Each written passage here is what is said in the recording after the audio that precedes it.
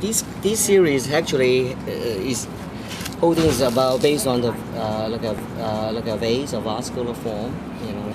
So, but then each one were titled differently according to the place, you know. But the piece like I made for give it to the city of Merida, actually named after the city called Merida, and the one in Australia is named Vessels on the Ride because it's like one of them is complete, the other two are broken but buried to the ground. So you know, like they are these vessels, like either you know you take it out from a dig, like ruins, or they are coming, emerging, arising from the ground. So. And what's this one called? This one is the Vascular form number 3.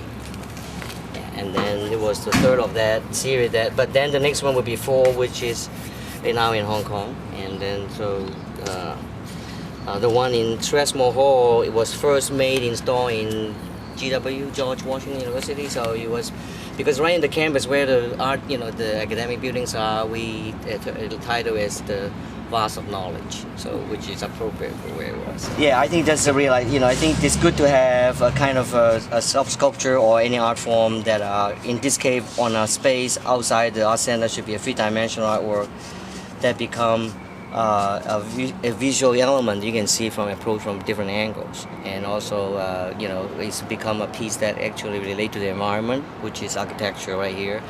And my piece particularly have that kind of flavor of being a constructive architectural kind of work, you know, building up with layers and with building blocks. So it fit very well with the building, you know, in other words, it's a nice fit, you know, and at the same time it helps to signify this is an art place, you know. And let's say you drive around looking for the art center.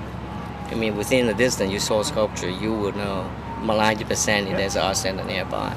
Same thing then in a university where I teach, you know, you would hope there's a sculpture on some part of the campus is where the art building is, things like that. So I think that's, the other thing is I think it's a good place to, is also a piece for people to look, but also people to think about what it is, you know, what does it mean to people, you know, is this a vessel, is this a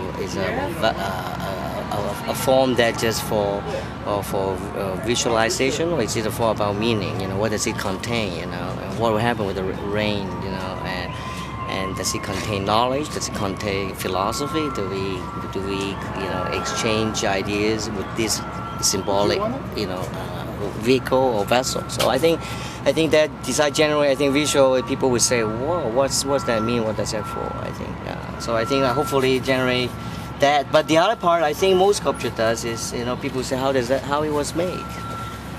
You know, most people ask in this kind of piece because they don't see the hardware. They say, do they collapse? They stack together, right? So they will ask whether can I touch it? Would they fall apart?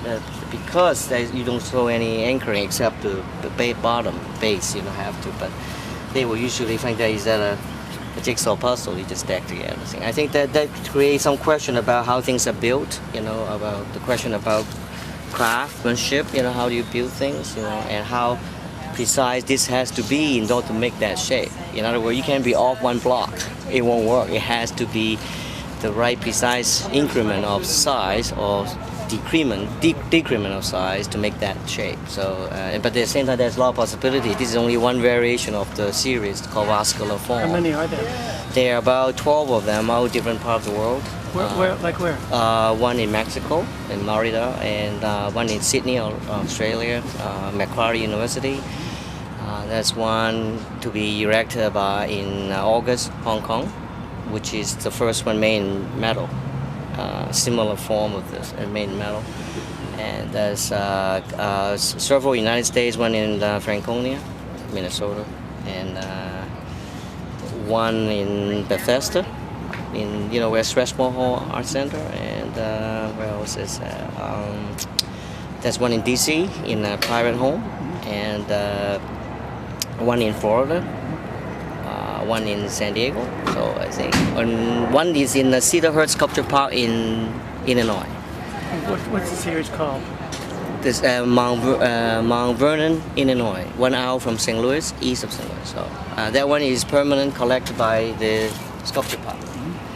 Because this kind of work, both the public and the children also enjoy going inside. Those are big pieces that you can go inside and see the multiple rings.